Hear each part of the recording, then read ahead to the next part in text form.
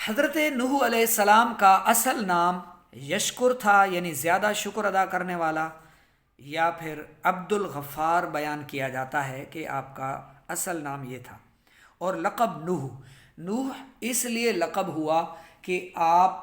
بہت زیادہ اللہ رب العزت کے خوف کی وجہ سے گریہ و زاری فرمایا کرتے تھے، بہت زیادہ روتے تھے، زیادہ رونے کی وجہ سے آپ کا لقب نوح مشہور ہوا۔ نیز آپ علیہ السلام کو آدم ثانی بھی کہا جاتا ہے۔ اس کی وجہ یہ بیان کی جاتی ہے کہ جتنی مرد و عورتیں آپ کے ساتھ کشتی میں سوار ہو کر نجات پا گئے تھے، وہ سب کے سب بعد میں وفات پا گئے،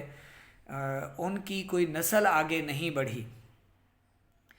اور قرآن پاک میں بھی سورہ صافات 23واں پارہ ہے، صافات سورت کی آیت نمبر 77 ہے، جس میں اللہ رب العزت نے ارشاد فرمایا وَجَعَلْنَا ذُرِّيَّتَهُ هُمُ الْبَاقِينَ، اور ہم نے اسی کی اولاد باقی رکھی۔ اور ابن جریر رحمۃ اللہ علیہ کے قول کے مطابق حضرت نوح علیہ السلام کی ولادت حضرت آدم علیہ السلام کی وفات کے 126 سال بعد ہوئی، ایک قول کے مطابق 146 سال کے بعد ہوئی۔ اور ایک حدیث حضرت ابو امامہ جس کے راوی ہیں رضی اللہ عنہ، کہ ایک شخص نے عرض کی یا رسول اللہ صلی اللہ علیہ وسلم، حضرت آدم علیہ السلام اور حضرت نوح علیہ السلام کے درمیان کتنا فاصلہ تھا؟ تو آپ صلی اللہ علیہ وآلہ وسلم نے ارشاد فرمایا 10 قرن۔ قرن سے مراد اگر صدی ہے تو 1000 سال بعد، اور قرن سے مراد اگر نسل ہے تو اس صورت میں کئی ہزار سال بعد حضرت نوح علیہ السلام کی ولادت ہوئی، کیونکہ نوح علیہ السلام کے دور سے پہلے لوگ صدیوں سال زندہ رہتے، یعنی ان کی عمریں 800 سال، 1000 سال، 900 سال، 600 سال، اس طرح ان کی بہت زیادہ عمریں ہوا کرتی تھیں۔ حضرت نوح علیہ السلام کثرت سے روزہ رکھنے والے تھے۔ حضرت عبداللہ بن عمرو رضی اللہ عنہما سے روایت ہے کہ اللہ کے رسول صلی اللہ علیہ وآلہ وسلم نے ارشاد فرمایا حضرت نوح علیہ السلام عید الفطر اور عید الاضحیٰ کے دن کے علاوہ ہمیشہ روزہ رکھتے تھے،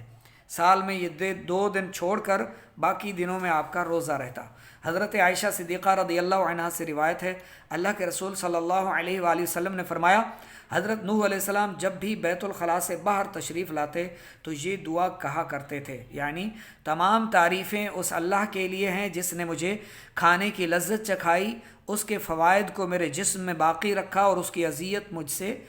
دور کر دی۔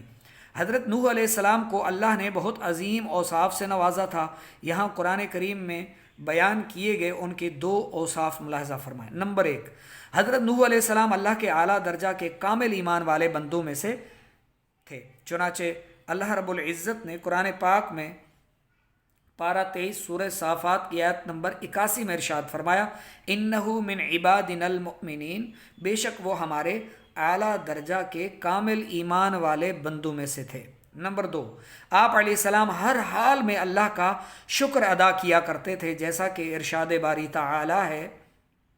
پارہ 15 میں سورہ بنی اسرائیل آیت نمبر 3 میں ذریۃ من حملنا مع نوح انہ کان عبدا شکورا، یعنی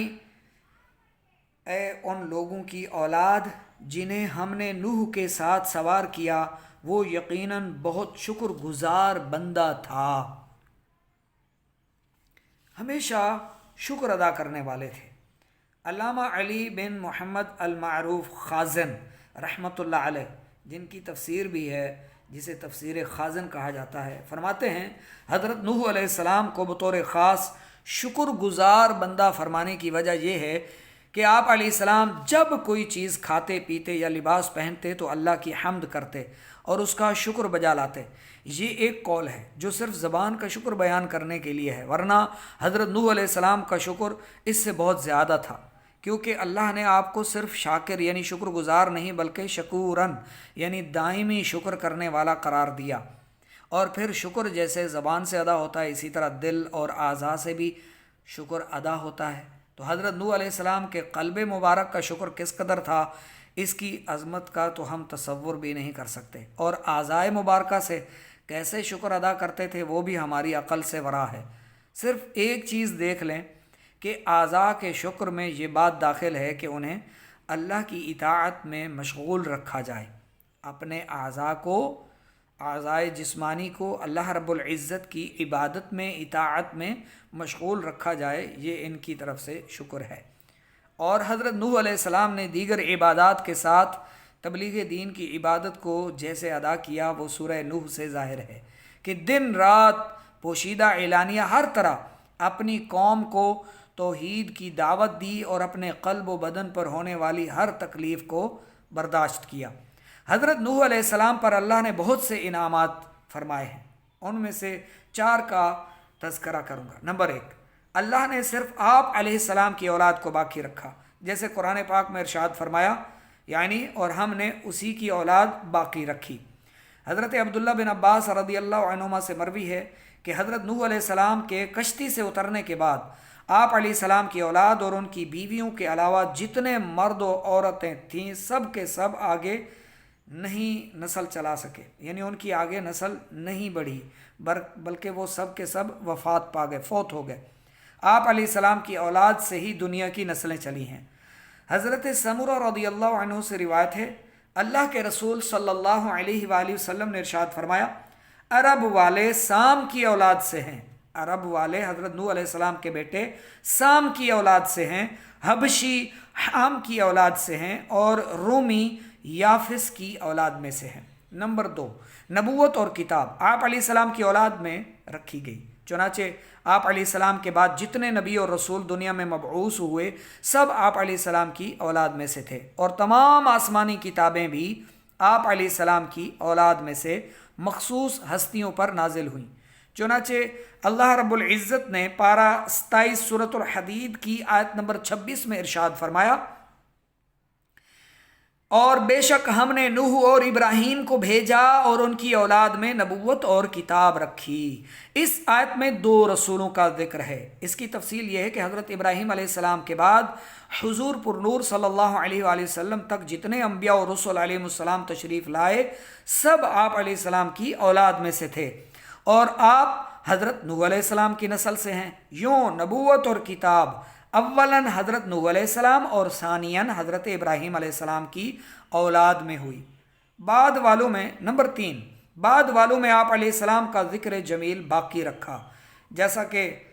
قرآن پاک میں اللہ رب العزت نے پارہ 23 سورہ صافات کی آیت نمبر 78 میں ارشاد فرمایا، وَتَرَكْنَا عَلَيْهِ فِي الْآخِرِينَ، اور ہم نے بعد والوں میں اس کی تعریف باقی رکھی۔ سبحان اللہ، اولاد باقی رکھی، دوسرے نمبر پر نبوت اور کتاب آپ کی اولاد میں، اور تیسرے نمبر پر آپ کی تعریف کو باقی رکھا۔ یہاں بعد والوں سے حضرت نوح علیہ السلام کے بعد والے انبیاء کرام علیہ السلام اور ان کی امت مراد ہیں، اور یہ حقیقت ہم اپنی آنکھوں سے مشاہدہ کر رہے ہیں کہ دنیا بھر میں حضرت نوح علیہ السلام کا تذکرہ موجود ہے۔ نمبر 4، فرشتے، جنات اور انسان سب حضرت نوح علیہ السلام پر قیامت تک سلام بھیجتے رہیں گے۔ نیز اللہ رب العزت کی طرف سے نوح علیہ السلام پر سلام کا کلمہ ہمیشہ موجود رہے گا۔ ارشاد باری تعالیٰ ہے، سلام علی نوح فی العالمین، قرآن پاک میں ہے پارہ 23 سورہ صافات آیت نمبر 79، تمام جہان والوں میں نوح پر سلام ہو۔ سبحان اللہ، پہلے نمبر پر اولاد باقی رکھی، دوسرے نمبر پر آپ کو یہ فضیلت حاصل، انعام حاصل ہے کہ آپ کی اولاد میں ہی کتاب اور نبوت رکھی، تیسرے نمبر پر آپ علیہ السلام کا ذکر جمیل باقی رکھا، چوتھے نمبر پر آپ پر ہمیشہ سلام جن و انس کرتے رہیں گے۔ قرآن پاک میں اللہ رب العزت نے یہ آیت سلام علی نوح فی العالمین، اس آیت میں نوح علیہ السلام پر سلام فرمایا، تمام جہان والوں میں نوح پر سلام ہو۔ سبحان اللہ، درس و نصیحت، اس سے ہمیں یہاں درس و نصیحت کے طور پر جو باتیں ملاحظہ کرنی ہیں، دیکھنی ہیں، غور کرنا ہے، ان پر بھی غور کر لیتے ہیں۔ حضرت نوح علیہ السلام ہر حال میں اللہ کا شکر ادا کرتے اور بکثرت روزہ رکھا کرتے تھے۔ اللہ ہمیں بھی توفیق عطا فرمائے۔ ذکر خیر رہنا اللہ کی رحمت ہے۔ اللہ نے حضرت نوح علیہ السلام کا ذکر خیر باقی رکھا۔ اس سے معلوم ہوا کہ وفات کے بعد دنیا میں ذکر خیر رہنا یہ اللہ کی رحمت ہے۔ جیسے کتنے اولیاء کاملین ہیں جن کا ذکر خیر آج تک باقی ہے، لوگ ان کی زیارت کو دوڑے دوڑے چلے جاتے ہیں، یہ لوگوں کے دلوں میں ان کی محبت، یہ اللہ والوں پر اللہ کا انعام ہے کہ ان کا ذکر خیر اللہ نے باقی رکھا، اللہ والوں کا۔ اللہ رب العزت ہمیں اپنے نیک بندوں سے محبت اور عقیدت نصیب فرمائے، ان کی سیرت سن کر سمجھ کر اس کے مطابق اپنی زندگی کے شب و روز گزارنے کی، اللہ رب العزت کی عبادت میں گزارنے کی، اطاعت اور فرما برداری میں گزارنے کی توفیق عطا فرمائے۔